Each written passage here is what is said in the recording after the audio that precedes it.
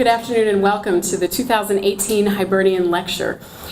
My name is Kathleen Sprose Cummings. I'm the director of the Cushwa Center for the Study of American Catholicism and a faculty member in the Departments of American Studies and History here at Notre Dame. I have to tell you, not all Cushwa events are standing room only. This is a wonderful turnout and quite a compliment to the event and also to our speaker that it's attracting such a crowd on a beautiful Friday afternoon. So it's wonderful to see you all. There are more chairs coming, so just hang tight for a minute. As we begin this afternoon, I do want to direct your attention to the Cushwa Center's calendar of events for this semester. We placed them at the seats that were already here. For those of you in the back, make sure that you get a copy before you leave. We hope that many of you will join us for other events we have planned for this semester. And I'd also like to welcome and acknowledge a few different people joining us this afternoon. First are the staff and fellows of the Keogh Nocton Institute for Irish Studies that is co-sponsoring today's lecture. And I especially want to thank Professor Patrick Griffin, who became the new director of the Keogh Nocton Institute in January. Where is he? There he is, all the way in the back there, standing. Also standing in the back is the Cushwa Center's new postdoctoral fellow, Maggie Elmore, who joined us this summer from the University of California, Berkeley, where she recently earned her PhD in history. So welcome, Maggie. And of course, now in his second postdoctoral year with us is Pete Chaika, who many of you already know. I also want to welcome and thank Madonna Noak, who has organized this afternoon's lecture along with Cushwa Center's Assistant Director, Shane Ulbrich. Madonna, are you here, or is she, she's probably searching for chairs. But Madonna just joined us in December as our administrative coordinator, which means that this is her first Hibernian lecture. So we're very glad that she's with us and grateful for all she's added to the center.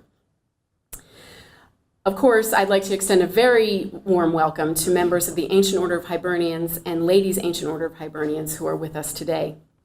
The 2018 Hibernian Lecture marks the 40th anniversary of the Cushwa Center's relationship with the Ancient Order of Hibernians.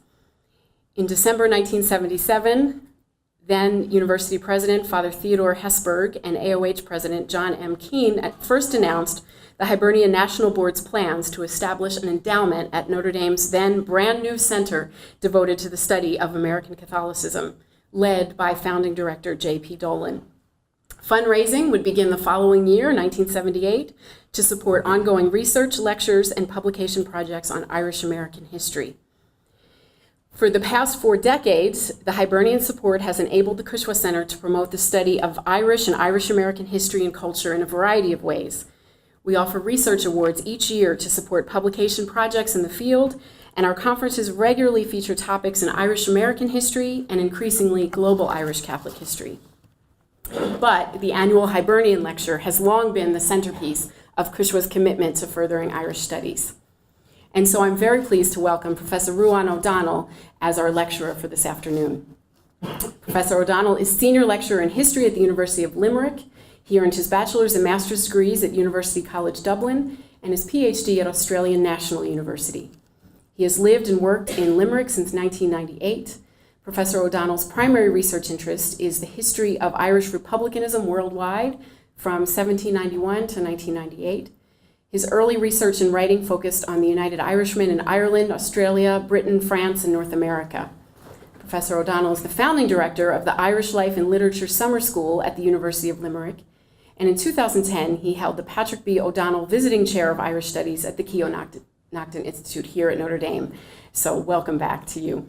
I'll just mention a few of his books: The Impact of 1916 Among Nations, published in 2008, Special Category, the IRA in English Prisons. This was in 2 volumes published in 2012 and 2015, together spanning the years 1968 to 1985. A Short History of Ireland's Famine, published in 2015, and Padraig Pearse, a biography published in 2016 in the 16 Lives series. O'Donnell was a general editor in that series with the O'Brien Press, which consists of biographies of 16 executed leaders from the 1916 Easter Rising. The title of Professor O'Donnell's lecture today is America and the Irish Revolution, 1916 to 1922. Please join me in welcoming Professor O'Donnell.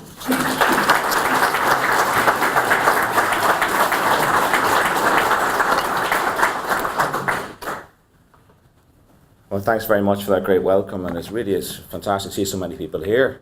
You often worry if no one shows up. Some of my good friends in Notre Dame, I half hoped would come, and they are here, so thanks for that. And others, you'd like to be here, and they're here too. I'd like to thank, of course, the AOH and LAOH for allowing me to have this opportunity to address such a crowd in this auspicious place. I have a good relationship with Hibernians going back many years at this stage, and I think that the organisation deserves a higher profile in terms of public knowledge of its commitment and its contribution to Irish and Irish American issues, and indeed more generally to the life of this country. I'd also like to thank the Crushwell Centre, who have been extremely courteous, professional and efficient, which is something I can hardly say about anyone anywhere. So I appreciate that when you're travelling, it makes a big difference. So I'm going to today give you a fairly quick overview of some momentous years on both sides of the Atlantic. Many of you will be aware that we're currently going through what's called the Decade of Commemorations, or Decade of Centenaries in Ireland, which is hilarious because it spans more than 10 years. So it's a decade plus, really, but we'll leave that one aside. The 1916 Rising so far has been the one that attracted the most interest and public sort of engagement. I think when we get up to our wonderful Irish Civil War in 2022-3, we're going to see some pretty robust discussions. At least I hope we do, because it's about time. And the nature of that Civil War, which is vicious, needs to be addressed and not censored and not ignored.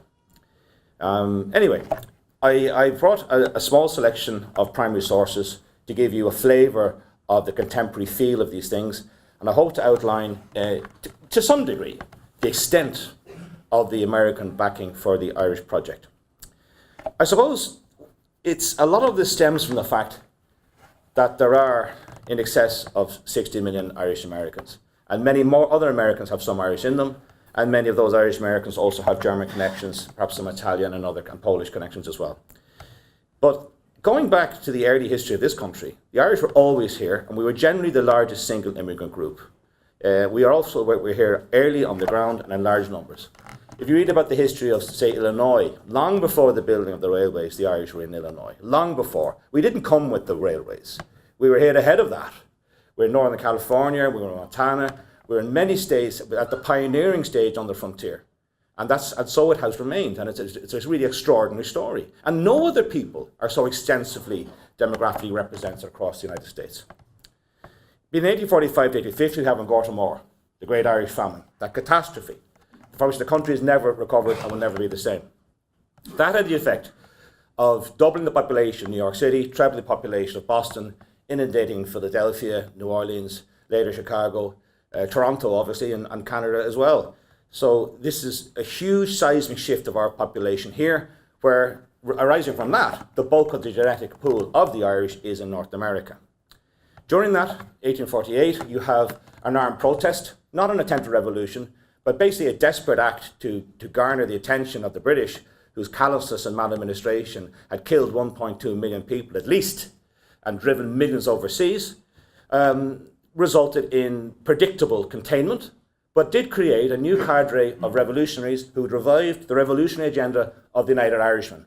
Those who believed that Ireland should be a sovereign, independent republic, similar in setup to the United States of America, and also informed perhaps by the Republican phase of governance in France, but not as extreme as the French version. The French idea of nationalising all church property, for instance, in their revolutionary phase, would not have found favour in Ireland. It did not and never has. It would be much more akin to that of the United States. In 1858, a cadre of these people, I'm sure you're aware, styling themselves the Emmett Memorial Committee, a wry reference to Robert Emmett's speech from the dock, in which he declared that his epitaph should not be written until Ireland took its place amongst the nations of the world. In other words, until the Republic had been achieved. So the Emmett Memorial Committee did not want to build a statue to Emmett, they wanted to build an Irish Republic and utilise the strength of Irish America to harness that huge resource to achieve it. Michael Doheny, John O'Mahony and others were in constant contact with James Stephens and their comrades in Ireland, who had also snuck back from exile in Paris and other locations, to co-found the Fenian Brotherhood in New York City and the Irish Republican Brotherhood in Dublin. Now this became the absolute fundamental basis of the revolutionary project, that the logistics, the support, and at one point the manpower of the Irish in America would be utilised to spearhead a revolution in Ireland. And if you think about those people, and those of you who know New York City would be aware of this, if you find yourself at Old St. Patrick's and you see where Bishop Hughes' house was, Dagger Hughes, and around the corner you see where AOH Division Number 1 is, what you have there in that small little sector is where the Fenian Brotherhood, the AOH Division Number 1 and the Fighting 69th Regiment were all founded by the same people. And it's quite remarkable. We need to look further into bringing this to light in the appropriate time and the appropriate fashion.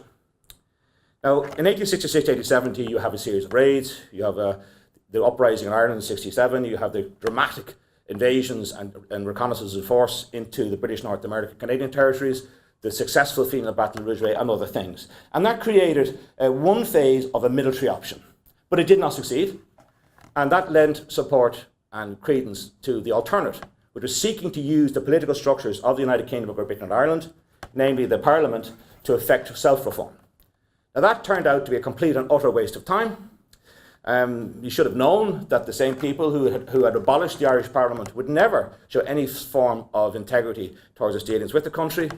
In the aftermath on Gorton Moor, they were too busy reorganising the rural economy to suit the interests of the English, and particularly English, urban poor. In other words, we fed them, and we worked for an export-orientated economy.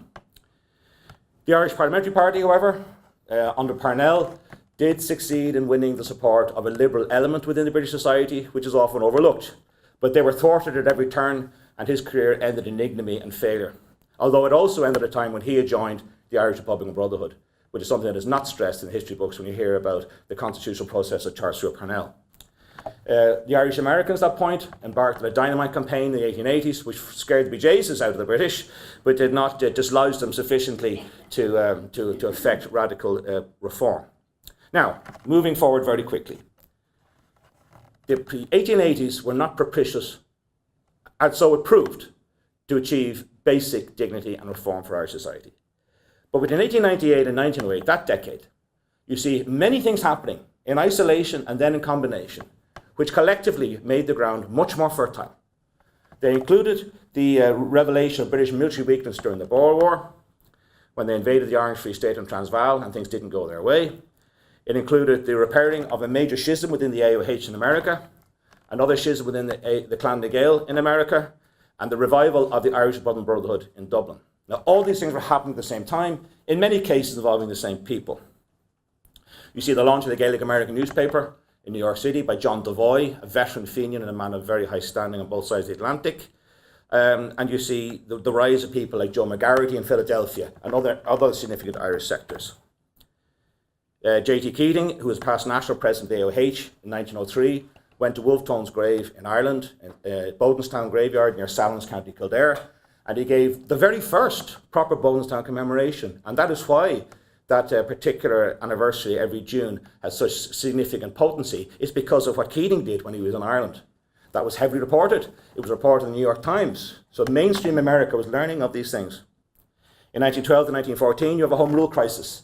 The attempt to get Home Rule for Ireland, a form of self-governance, but nonetheless sort of still within the British Empire, but better than nothing, seemed to be promising. A major threshold was broken when the veto of the House of Lords was compromised after 1911. So by 1914, the expectation was that some form of self-governance would be granted to Ireland. But it's too little and too late, certainly for those who believed that a sovereign nation such as Ireland must have complete separation from London. However, in November 1913, the Irish Republican Brotherhood founded Óglaigh na hÉireann, aka the Irish Volunteers. And they gained, in the midst of this Home Rule crisis, an army, a militia of armed nationalists. Now, they were being controlled by a cadre of armed Republicans, and the difference being that there was the professional, determined, deeply ideological Republican underground within the broader Óglaigh na hÉireann, these days known as the Irish Republican Army. Now, they were doing this in active concert with the Americans. Some of you will be aware that on this side of the Atlantic, Clan na Gael also had the Irish Volunteers, and the American Irish Volunteers predated the ones in Dublin and elsewhere. Well, moving quickly along, amongst the first things that happened was that in the early months of 1914, just following the foundation of November 1913, Patrick Pearse, Bulmer Hobson, Dermot Lynch, Thomas Ashe, and later Roger Casement all came to America touring extensively, sometimes appearing in public, Pearse most particularly with some very successful public lectures all around the eastern seaboard. Casement somewhat furtively, Casement by no accident at all made a speech at the National Convention of the Hibernians in Norfolk, Virginia in 1914, and went from that convention quickly to Philadelphia, where he expected to hear word that American-backed efforts to procure weaponry on the European continent had been successful, and indeed they were, which led to the immediate opening up of far greater channels of finance for the Irish Republicans from their American cousins. Tom Clark had come back in 1907 as Devoy's right hand. Clark reinvigorated the Irish Supreme Council, and it's believed that something in the region of $100,000 passed through his hand, and that's untraceable revolutionary money. This was used for propaganda, to procure weaponry, to finance the work of emissaries and other things that need to be done if you wish to overthrow a British Empire. The reaction of the British forces in Dublin to the Howth gun runnings, namely shooting and bayoneting 5 people, did not exactly play well in America. You had massive demonstrations in all major American cities. And someone could do a book on that alone. There's very extensive eyewitness accounts of this type of activity. Very good for the Klan, because things were moving forward in a positive manner. Now, 1914, of course, is when the war broke out. The United States did not get directly involved until April 1917, but Ireland and Britain were fully engaged. Now, that's an opportunity in one respect. It's also a time of reaction. The view that England's difficulty is Ireland's opportunity was very much an Irish-American concept, and it's an understandable one. But the flip side of that is, at a time of wartime emergency, that is when a threatened executive will pummel you if they feel their survival is at stake. So can you imagine this? O'Donovan Rossiter dies in Staten Island.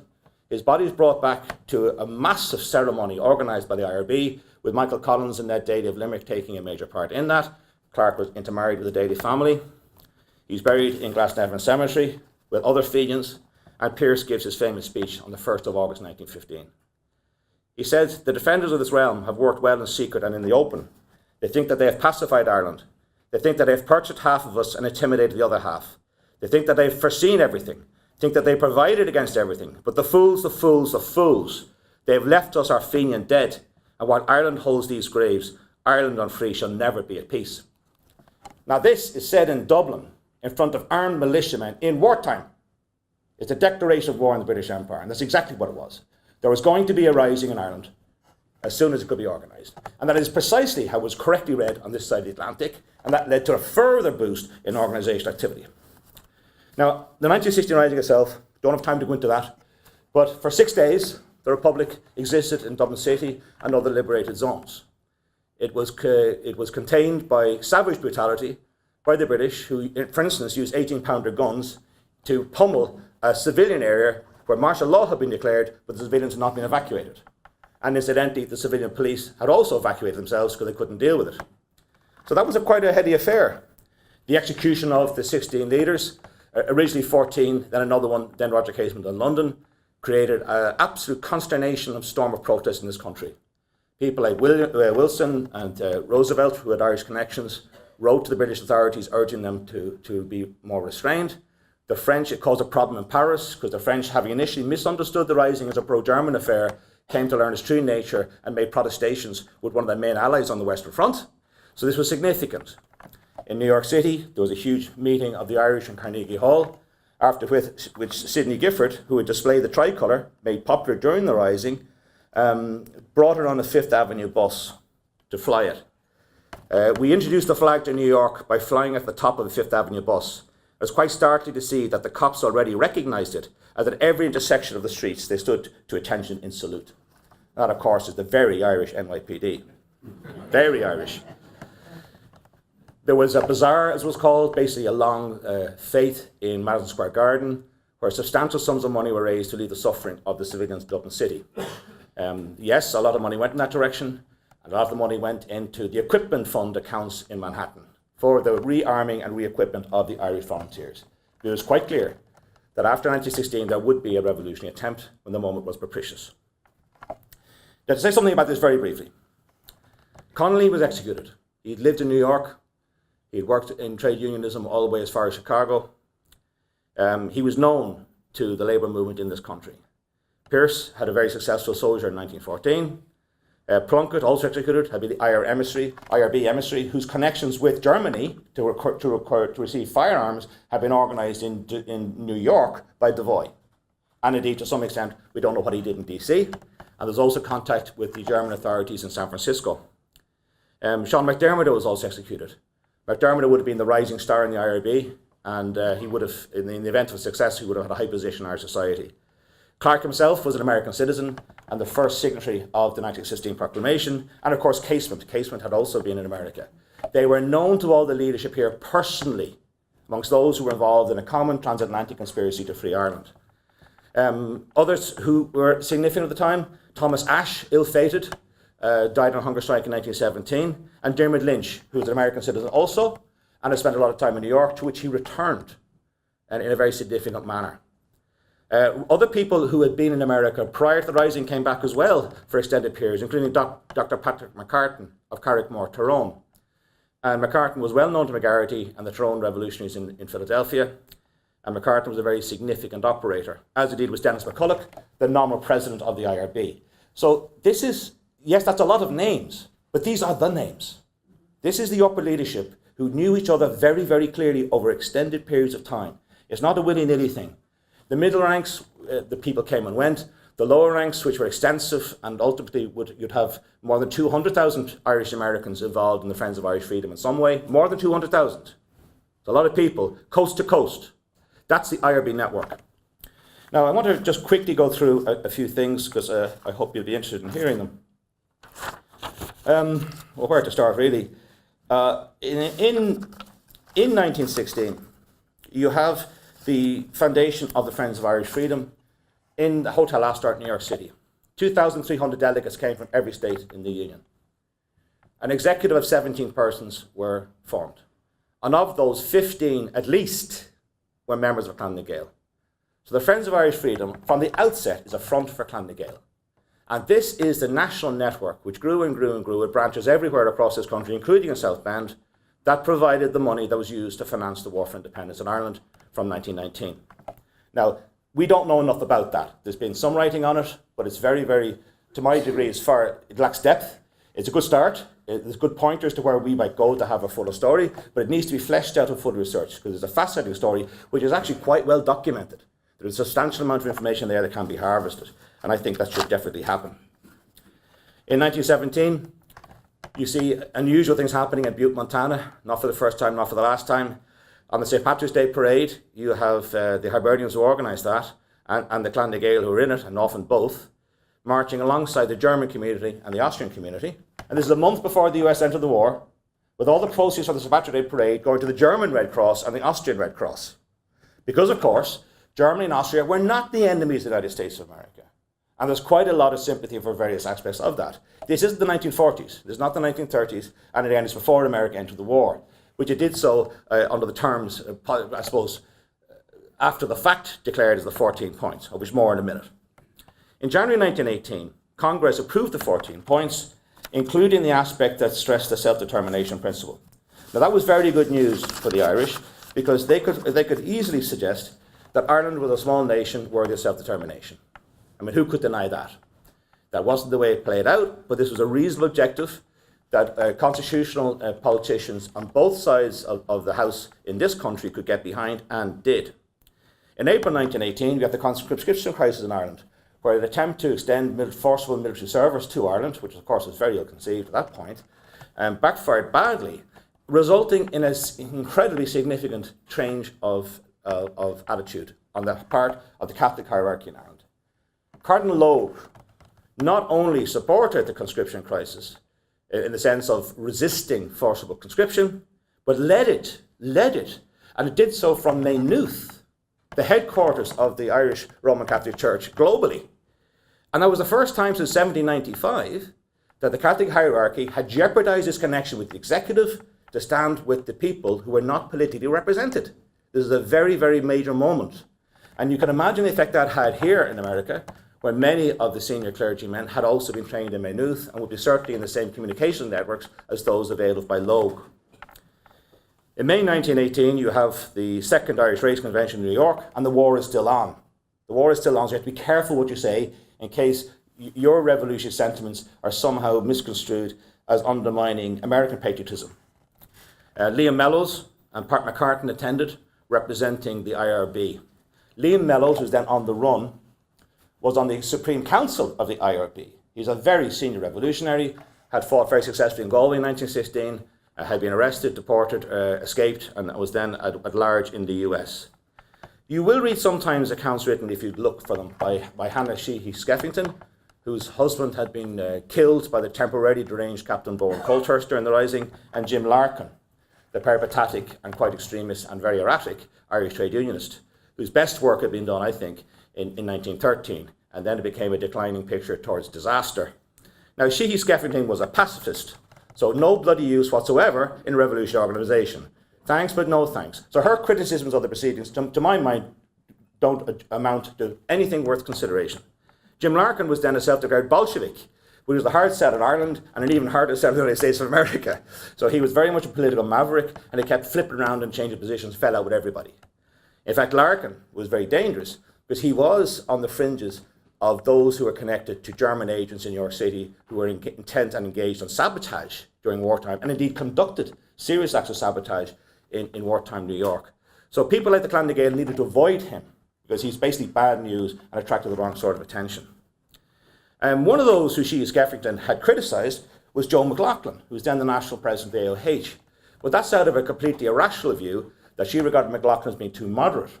But what was happening basically was that different people withstanding in organisations such as Hibernians would attach themselves to the Irish agendas, appear on platforms, issue statements, which would not necessarily say, we want to see a revolution in Ireland. And those who did want to see that were irritated they weren't strong enough. So they couldn't win. It would have been unwise for people like McLaughlin to be too explicit in their statements. Obviously so. Now, in August 18, you have the 100 Days Offensive and the sudden end of the First World War on November 1918 on the Western Front, and the armistice. And at that point, self-determination should have been applied.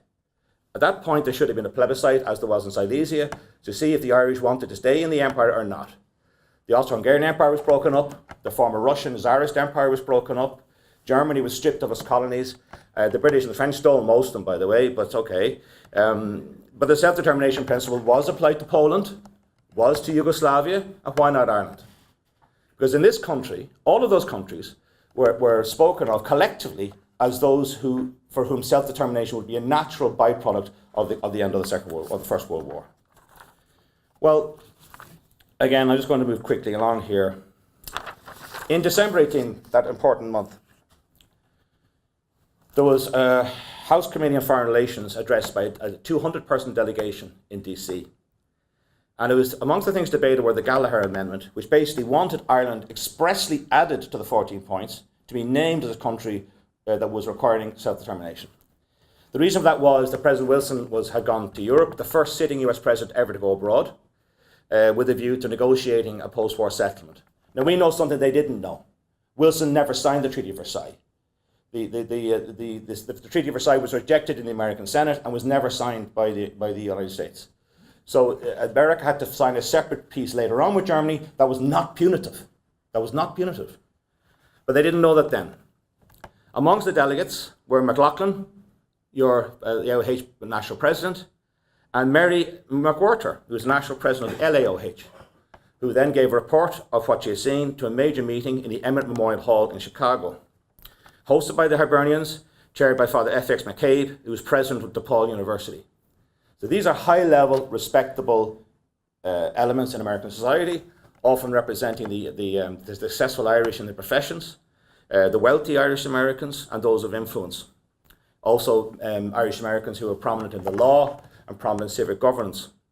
In Boston, in Symphony Hall, Richard Dalton, New York, gave an account, as did Senator-elect David Walsh, of what had gone on in D.C.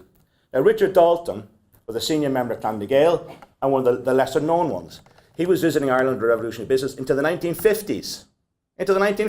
When he was quite an elderly man, but he was still at it, fair dues. In Philadelphia, Senator James Duval Phelan was the main speaker. Now, Phelan is a very interesting figure, former mayor of New York, and of San Francisco, and also at that point, the Democratic senator for California. He was also the richest man in California. And that's quite a big deal. He's the equivalent of a modern billionaire. He was major philanthropist, sponsor of the arts. He wasn't keen on Asian immigration, but that was what the Democratic Party stood for in San Francisco at the time. He gets criticised for that and none of his good things. He was a major advocate of civic reform in politics. He was very good at all that. He purchased the statue of Robert Emmet, now stands at Golden Gate Park, which I'll say more about in a minute. Now, so Phelan was quite a figure. Here's what he said, and this is nearly comical. I have a certain degree of diffidence in addressing this meeting because I came here under the impression that I was to have a familiar talk with the Literary Society of Philadelphians.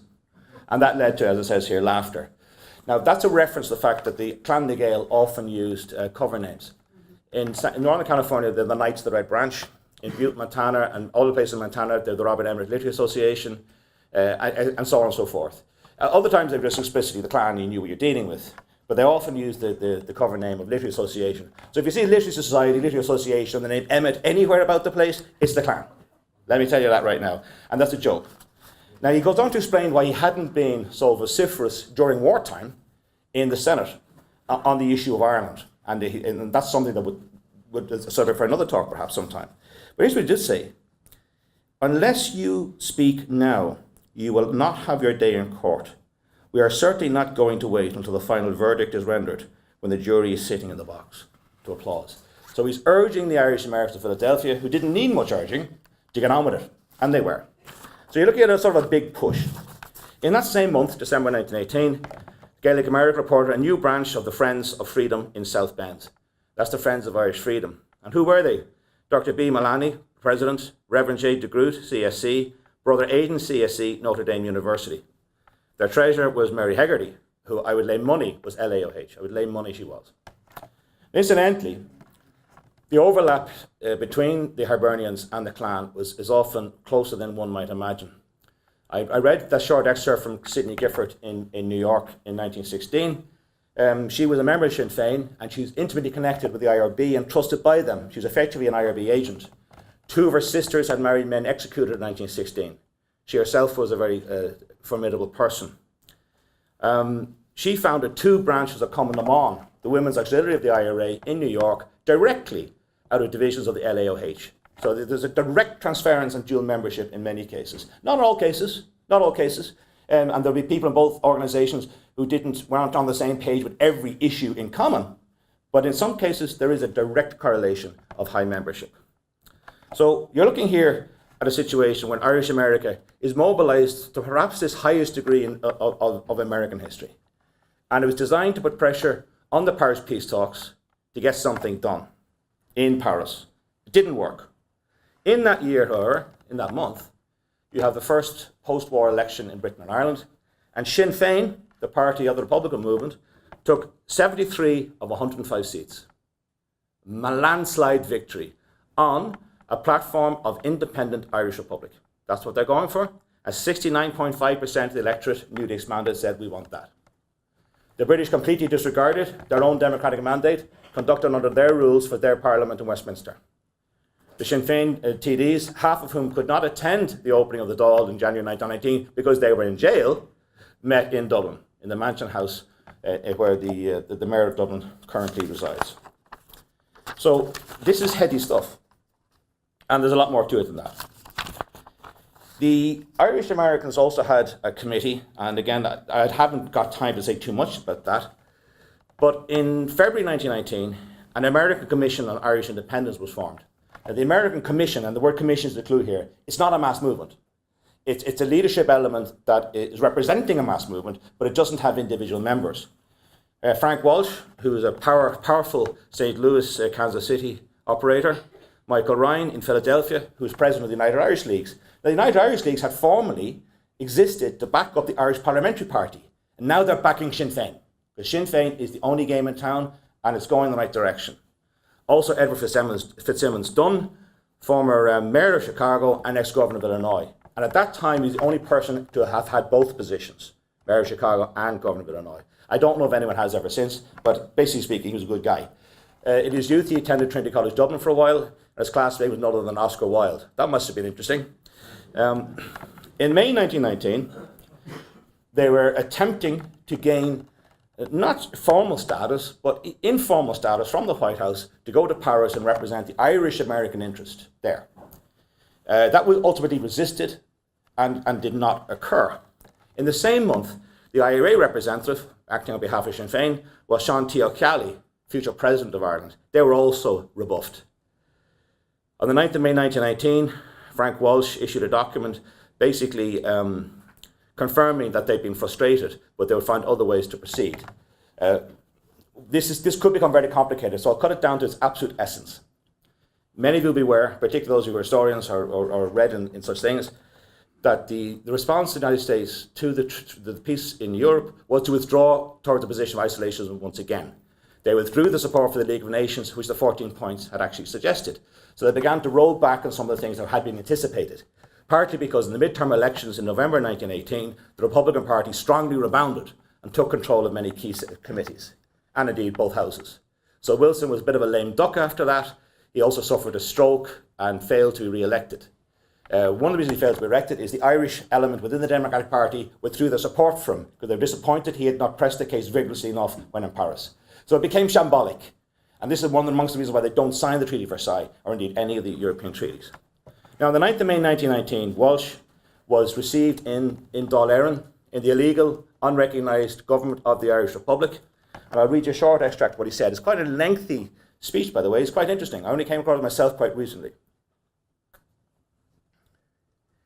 Today, the people of America understand the aspirations of the people of Ireland. They are so beautifully lucid, so remarkably clear, that any person of ordinary understanding may not be confused. Ireland today has done with all talk as America understands it, of the repeal of the Union, of Home Rule, of Dominion Home Rule, of the various shades of refinement of European, Irish and English politics. Your interest in the words of our great president at Mount Vernon, when I say that you take your cue from us, you intend what we intended. You have established by a vote of the Irish people a form of government along the lines of the American Bill of Rights and the Constitution of the United States. And unless interfered with from outside, through the help of God Almighty, you intend to have a government such as we have. Now that's interesting. Might I say in passing, and I crave your indulgence for a little tediousness, that our country has had an experience that would be very helpful to the nations of the world. Now, what he's doing there is echoing Robert Emmet's speech from the dock, that Ireland takes its place amongst the nations of the earth and the nations of the world, sometimes rendered. So he's quoting Emmet quite deliberately. When your representatives go to Paris, as I hope they will, to present the case of Ireland, not to England, the interest of all nations in the question, but to the disinterested nations of the world, they would call on us for assistance, which we hope to render in our humble way in such an eventuality. So in other words, don't ask the English for independence, get the international countries to endorse it, and tell us in America to use our strength to back that. And that was the strategy. But it didn't work due to internal domestic politics in the United States primarily. And indeed, the willingness of the British to wage war in Ireland to the extent that they partitioned the country and seized control of many of its significant assets, allowing a sectarian supremacist regime in place of a democratic government, allowing them to abolish proportional representation, allowing them to politicize the police force to a disgraceful extent, and basically to tyrannize the majority of the nationalist population in the 6 counties. So that's what we got, but we shouldn't have. That was an error. Now, I'll move towards the latter part of my talk by looking at 1919. When Walsh was in Dublin, he and other Irish Americans were dealing with the top level of Sinn Féin, the political expression of the IRA. On the 11th of June 1919, De Valera came to America, where he stayed until December 1920. Now, he was then on the run. He'd broken out of prison in England with the help of Michael Collins' IRB network, and after a period lying low, he slipped into New York, where he had been born. He was born in October 1882 in Manhattan, we believe. There are some mysteries about De Valera's American origins because not one but 2 quite different birth certs were issued for him. And his name changed many, many times during his birth, as did the name of his father, who's believed to have died in Colorado, but there's no record of any such man ever existing in America or anywhere. He might have been Basque, he might have been Spanish, he might have been Cuban, he might have been all 3, who knows? But we don't know anything about him, except that De Valera didn't get to meet him. Now, his mother remarried and had a successful enough life in Rochester, upstate New York, western New York, where one of a good friend of mine hails from. When De Valera was here, he visited his mother, and he also visited his half-brother, Thomas Wheelwright, Now, he was a priest. Father Wheelwright was a Catholic priest in Boston and were the leading voices in the Friends of Irish Freedom. The aim was to raise 5 million in bonds. In other words, to get, by an open public drive, 5 million to assist the undeclared and illegal Irish government at home. It turned out, of course, it was pointed out to people, that you're not allowed to do that. You're not allowed to raise bonds in America for a foreign agency. But you can raise bond certificates. So you don't have a bond, you've got a certificate for a bond. What is it? It's a bloody bond. But it's the money is what counts, right? Now, who gave him that advice? Well, a certain Franklin Delano Roosevelt. FDR was asked, because he was a member of the Emmett and Marvin and Roosevelt Law Company, which had been founded by Thomas Addis Emmet in New York in 1805. And Thomas Addis Emmet was the elder brother of Robert Emmet, the great Irish hero. Indeed, Thomas Addis Emmet became the Attorney General of New York State in 1812 and was at the helm during the war, which many former United Irishmen once again fought against the British, including 2 members of the directory that Robert Emmet was on, fought as officers in the American Army against British forces. And that's for another time, but it's interesting all the same. Now, De Valera personified the Irish Republic because he was American born, he was a citizen, of course. He was famous. He was the last surviving commandant of the 1916. He'd been the OC of the 3rd Battalion Sector. He'd been sentenced to death, contrary to some ridiculous conspiracy theory that he wasn't. He was. He'd been commuted, and ultimately, although harassed and jailed, he survived. And here he was. Because America was the only game in town for us. We were never going to gain significant political support from any other country. And if political support could not be garnered in Congress, well, certainly logistic support was there for organisation, and so it proved. When he went to Boston, arrived at South Station, 25,000 people were there to see him. He went to Fenway Park, where 15,000 people crammed themselves in to a stadium at that point normally attracted 6,000. And I'll tell you something, the link between baseball and the Irish Republic is closer than you might imagine. When the World Series was formed, many of you were, more than 60% of all baseball players were Irish born or Irish American. It's very large in Irish game that emanated out of Brooklyn, and it's nothing to do with bloody rounders. Anyway, I'm a little bit biased here. Wilson at this point had said he would give something called unofficial help, and that's a quote. He would try to help the Irish, but there wasn't much he could do, and of course he was in serious decline. When he had his victory parade in New York, a few days later, De Valera appeared in Madison Square Garden, 12,000 inside, 10,000 outside, and that's old Madison Square Garden. The new one is completely different, of course. He was there with Father Francis Duffy, the Irish-Canadian chaplain of the famous Fighting 69th, aka the 165th. Everywhere he went, he was surrounded by local heroes, by senior churchmen, by local politicians, because virtually every state had some congressman, and many had a senator who was Irish-American, due to the prevalence of our community across this country. When he was in Chicago on the 13th of July 1919, he had none other than Colonel Rickard Sullivan Burke, ex-American Army Civil War, and a lot of these guys were Civil War heroes, senior Fenian, much arrested, much escaped, and living the life of an elder statesman in Chicago at that point in time. Quite poignantly, in 1914, Burke had travelled to New York City to meet with Patrick Pearse.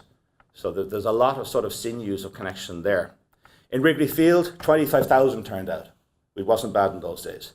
In San Francisco, the mayor, Jim Rolfe, who was of English extraction, openly advocated the Irish Republic, treated De Valera very well. Went to Shell Mound Park in Oakland, which is then quite an Irish sector of the city, and not just the Sunset. 20,000 people in Oakland. He was given a doctorate by St. Ignatius University, which of course is now the modern University of San Francisco. He couldn't have been treated any better if he was the king of a powerful ally. You know what I mean? He was treated exceptionally well in most places. It wasn't a university that good, but San Francisco was a very, very Irish city in those days and remained so in the 1950s. And it still has a substantial element. When there, Emmet, on the 20th of July, 1919, unveiled the fine Jerome Connor statue of Robert Emmet. Now, you have to remember how important Emmet is. He represents the unquenchable and invincible Fenian spirit. Because after the defeat of 1798, the United Irishmen, he rose again in 1803. And that's the point. You're defeated, but you rise again. So Emmet, it represents the phoenix, because the phoenix is invincible, will always rise again. And will rise again until final victory. And final victory was a concept that the Fenians had. And one of their war cries was Bear Bua, basically speaking, we will win. The modern variant of that is Chucky Our Law, Our Day Will Come, which was popularised in 1981 by Bobby Sands in Lankesh. Now, Fallon, as I said to you, was a powerful figure, and Phelan was one of those quietly feeding money to things like the American Commission. He was discreet in his public utterances on the Irish cause generally, and that's hence that wry remark he made in Philadelphia back in 1918, but he was there behind everything. And I would regard him as the single most powerful Irish American on the western states and the western coast in general. Well, there's a lot more to be said about this, but I'll spare you the details. But I will just mention two state conventions of the Hibernians, since I know we'll have a very interested audience in that. This is the New York State AOH convention, right? There was held in Poughkeepsie, by the way, in that year, and this is a report of September 1919. Resolved that this convention endorse and approve the work now being done in the country by Eamon de Valera, President of the Irish Republic, and we urge that the senators and representatives representing the state of New York in Congress use all their efforts to have the Irish Republic formally recognised. So that's foursquare behind the Irish Republic. And, by the way, at a time when the IRA were fighting the British Army night and day. So we have our wartime now. It goes on to say, the work of the Friends of Irish Freedom was also endorsed, and divisions of the AOH were recommended to aid the Friends of Irish Freedom in every possible way and to become affiliated with it as associate branches. So individual divisions of the AOH were asked to become associate branches of the Friends of Irish Freedom. And this is why $8 million is raised. Because you have this level of state, coast to coast, backing by those who can do it. It was a remarkable achievement. Similarly in Pennsylvania, I can't leave Pennsylvania out, Harry Boland was there. Pat McCartan were there. Now Boland, if De Valera represented the legitimate, we'd say legitimate, I don't argue it, face of the Irish Republic, Boland was the revolutionary plenipotentiary. Boland was also, as was Mellows, a top-ranked IRB man. And all De Valera's groundwork was done by Harry Boland and Liam Mellows, and to a lesser extent by a man called Larry DeLacy, who I'll be surprised if you've ever heard of. But Larry DeLacy is, like Dermot Lynch, one of the most significant Fenians we don't know much about. His work was largely on the West Coast, and Larry DeLacy was up to everything that you can imagine on the West Coast, ranging from gun running to intriguing with foreign powers to see if they'd provide weaponry, which indeed they did. And of course, a fair amount of weaponry at that period was acquired by the various California police forces as seized property and rerouted to Ireland, minus some of their serial numbers. And that was going on until 1970s, we'll say. Yep, Harry Boland and Dr. Patrick McCartan, envoys of the Irish Republic. Now, they don't say they're IRB leaders, they say they're envoys of the Irish Republic, which of course they were. And that's at the Pennsylvania State Convention of the Hibernians. Well, moving along, and I'll finish up in a minute and take some questions from you if you like.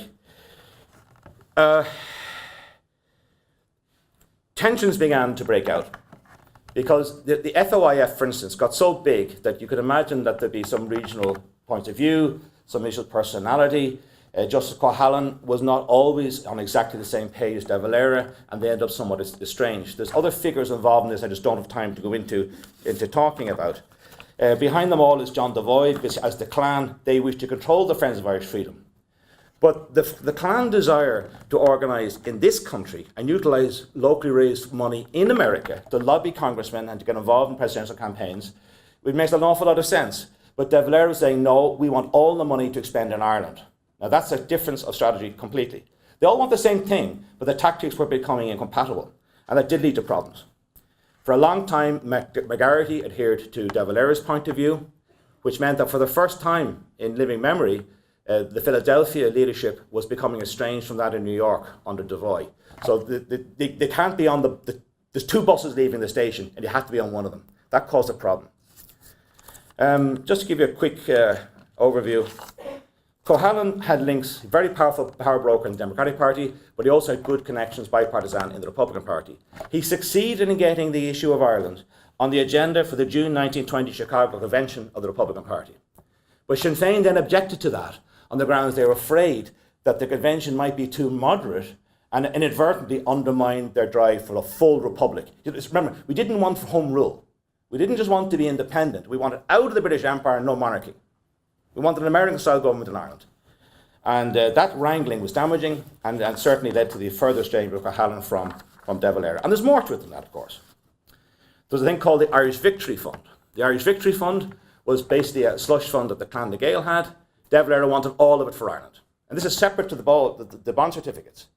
So you have, what am I buying today? Am I getting a bond certificate or am I getting an Irish Victory Fund? And where is it all going? Is it all not for Ireland?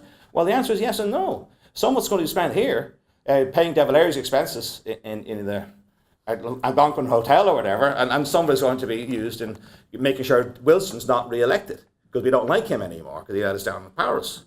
So there are wranglings here was a problem. De Valera saw this brigade of soldiers, and founded the American Association for the Recognition of the Irish Republic. Now, why is it so wordy? What are you in? I'm in the AAFROI, good God. But the phrase Irish Republic is in it to make it inescapable that this is for the Irish Republic. It's not to back up a promising Democratic candidate in Missouri. It's for the Irish Republic. And that, of course, led to further estrangement. We know that he raised $5.5 million. And we know that $1.4 million was expended in America towards raising the rest of it. It's certain that at least $8 million was actually raised, and a significant amount of that money has never been traced. So, any of you in the banking industry find a big account accruing interest, well, let us know. And by the way, bond certificates, many of the certificates were repaid by the Irish government, but in most cases people didn't want to redeem them. They just wanted to give it as a gift. So it's quite something. On his second tour, De Valera was in Richmond, Virginia, Baltimore, Maryland, where he knew Bishop Gibbons, and Gibbons was not simply a bishop. He was, at that time, the closest thing America had to, I suppose, a muscular, charismatic Catholic leader in terms of those of faith. And he's a good man to have on your side. He was in Providence, Rhode Island. In October 1919, he spoke in Philadelphia, Pittsburgh, Cleveland, Detroit, Milwaukee. He went to the Midwest, and he came here. He was here at Notre Dame, as I'm sure everyone here is aware. He was very well treated.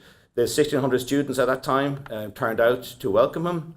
There's a theory, and this is something we could talk about, that the Fighting Irish identity was very much cemented by the presence of De Valera. I'm not sure if that's true. It could be true. Makes sense to me, but you already had Thomas Francis Marr's sword. So it's not as if there weren't tokens of that tradition here from the very outset.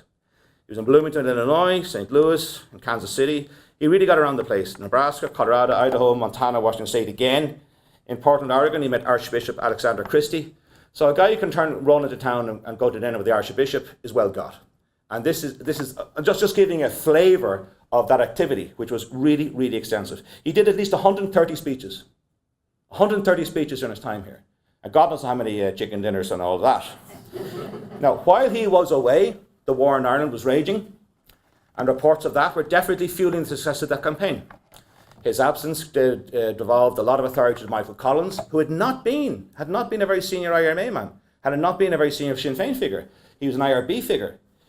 Collins was Minister for Finance. So Collins is the man dispersing the largesse of the Irish American community and its friends. Collins was also Director of Intelligence of the IRA and conducting a very successful war against British forces in Ireland. Now, around this time, they were burning Balbriggan. They're looting and burning the centre of Cork City.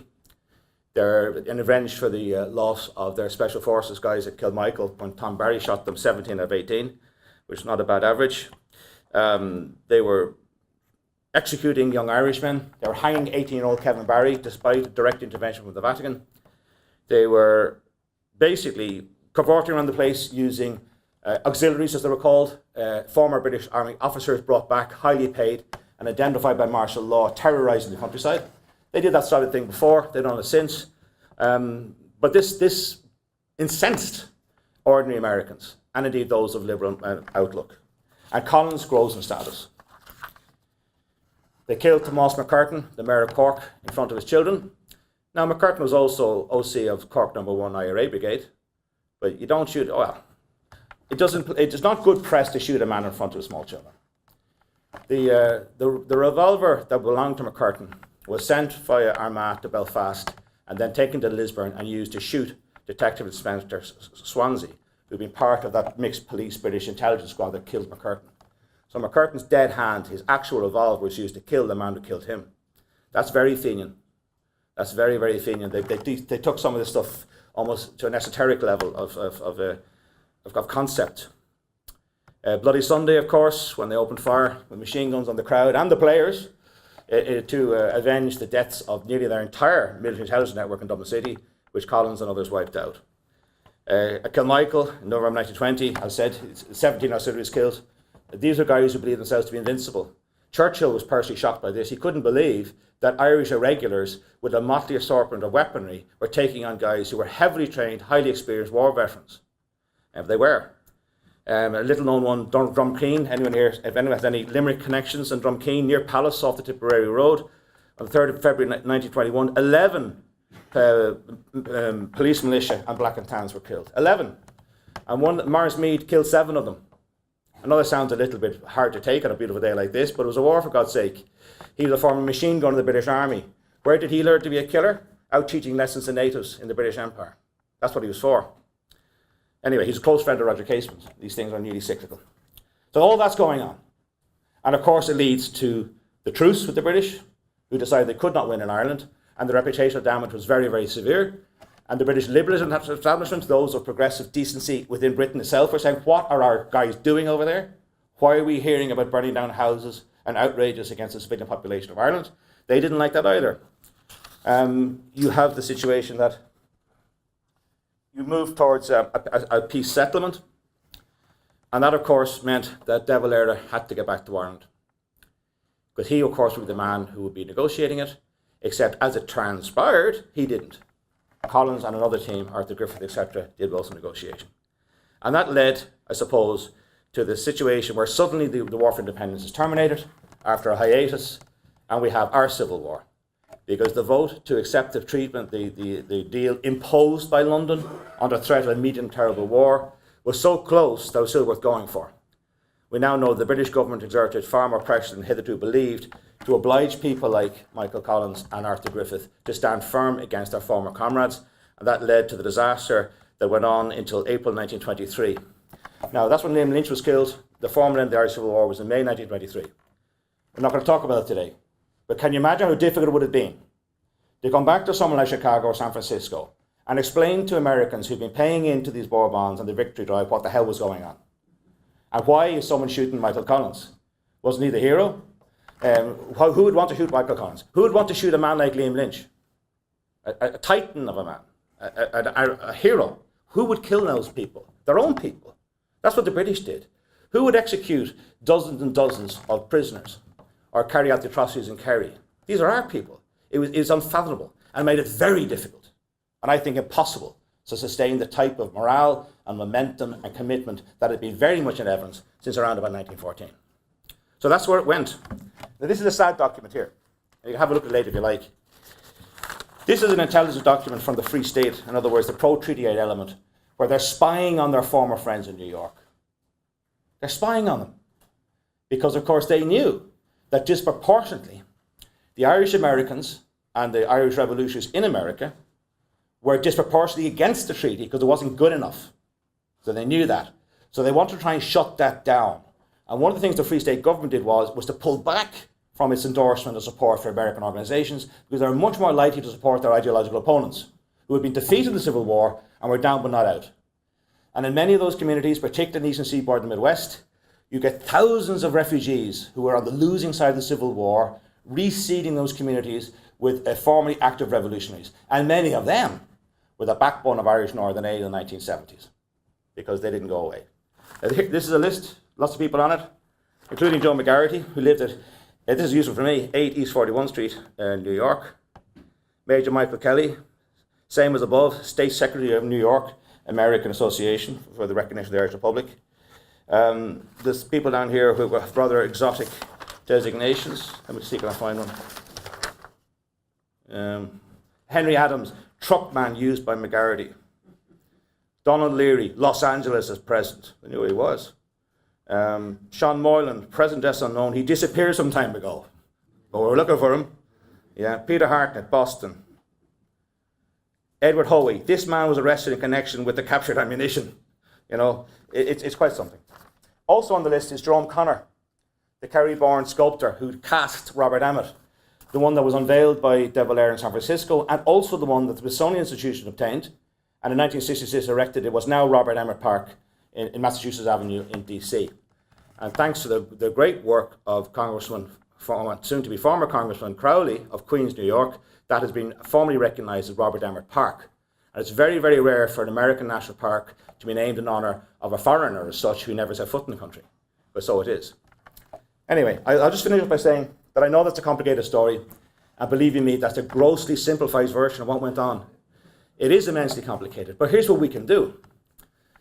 With the constant digitalisation of archives, and even of newspapers, which have never been properly trawled because it's too damn difficult and laborious, it would be possible over time to have a research project that could comprehensively and systematically harvest this information and write a proper history of one aspect of the Irish-American experience. That can be done.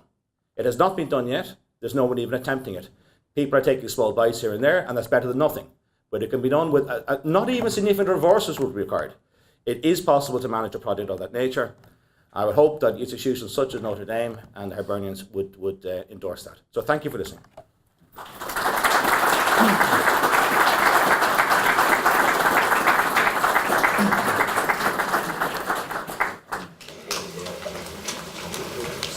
You said you could take a few questions? certainly. All right, I'll let you call them. The floor is open for questions.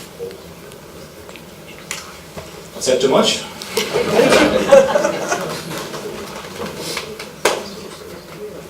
Yes? I've said it before, but I would love, I think I've said it to you yourself, that, when De Valera was here in his visit, I believe it was the 15th of October, 1919, here at Notre Dame, and the big reception and everything, according to what I've read, and maybe you can back this up, there was a tree planted. Oh, yeah. He laid a wreath in front of Father Corby's statue there, the building that's just been torn. They just moved the statue, it's still here. Mm-hmm. And the tree that was planted was uprooted by a loyalist soon after. So, it's something I brought up. It's been well received amongst a lot of people I've talked to at Notre Dame, and I would think that would be something that the university could rally around, and would be a great symbolic gesture, to back up this sort of thing. In my mind, De Valera, he called it the Tree of Liberty, and just simply liberty. If people want to back away from certain political connotations, I would say that liberty is the resonating thing, and that I would love to see that planted if at all possible. Well, I totally agree with you. Just on that point, in the 1790s, following the French Revolution practice, many Irish people planted trees of liberty as the idea of representing, regrowth and permanency and a new start and all of that, much in the way that the Christmas tree has resonance in the Christian tradition. Yes? Why do you think De Valera didn't go to London to send college? Yep, that's a very good question. Why did De Valera not go to London? Well, the short answer is this. They didn't know that the last trip undertaken by the Dáil plenipotentiaries was going to be his final one. They thought that they'd come back again, they see the revised deal, and then they would make a decision. And De Valera regarded himself as a head of state, and heads of states don't negotiate with prime ministers. They negotiate with other heads of state. So there's an issue of decorum and integrity of the office. And something that De Valera was very obsessed with was the dignity of the office of presidency, right? So he wouldn't have been doing the negotiation personally anyway, but of course he was heavily advised on it. He was an exceptionally skillful drafter of political documents, De Valera. And he proved that with the 1937 Constitution or other times.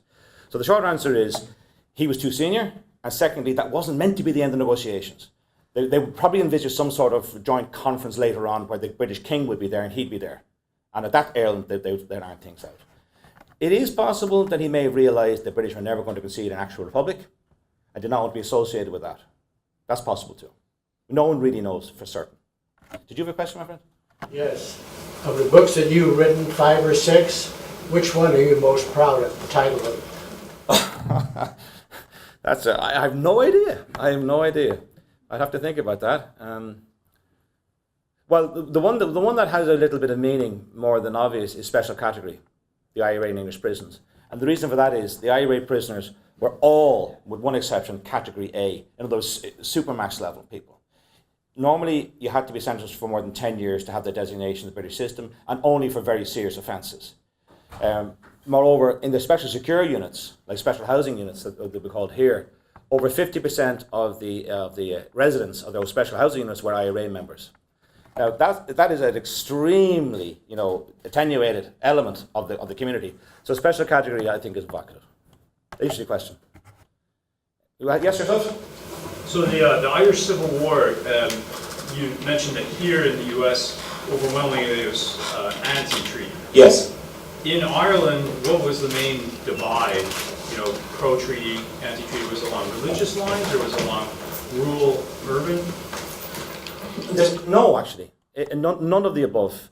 And the famous phrase, brother against brother, was literally true in the case of the DC family and others. It could be chance. I'll give you an example. Limerick City, when the handover of power was happening, the British were progressively withdrawing from their barrack structures in Ireland. And in every urban centre other than Limerick City, they gave it to the local IRA unit to take over. But they couldn't do it in Limerick City because by chance, all the local IRA units were anti-treaty.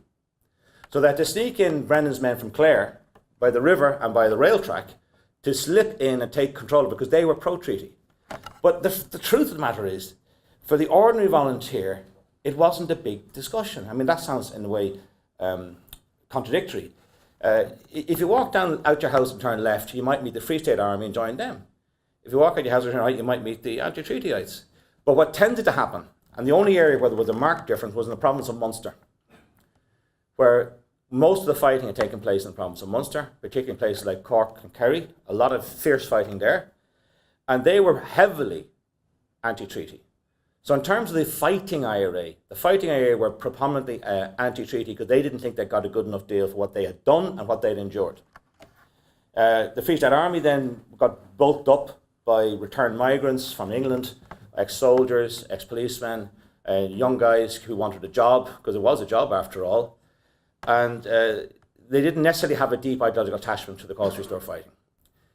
Of the officer cadre, those who backed Michael Collins, and this is where it gets a little bit more complicated, but I'll give a quick version of it.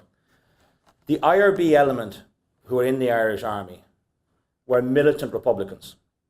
They felt that the treaty was a means to an end.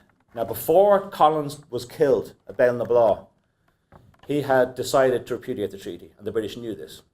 Collins may very well have been assassinated, and there's serious grounds to believe that. He was certainly under pressure from the British, because he was sending weaponry to the IRA in the north of Ireland to enable them to take on the British forces in the north of Ireland. And that was happening, and there are many, many instances of that. Secondly, when Collins was alive, and he died just about 10 days or so after Arthur Griffith had died from natural causes, so suddenly used the head of the military and the head of the civil government are both dead in the space of less than 2 weeks. Within 2 days of Collins' death, his successors recognised Stormont. They recognised a partitionist regime in the north. The people fighting the Civil War prior to that never did, because they did not regard it as legitimate, and they were intending to do something about it. There are grounds for believing that when Collins was touring Cork on the night before he was killed, that he told many of his old comrades, I have a deal coming up with De Valera, we're going to end the Civil War, and we're going to take the north. And that is personally what it's worth. I believe that. One more, are we finished? Okay, let's leave it at that. Thanks very much.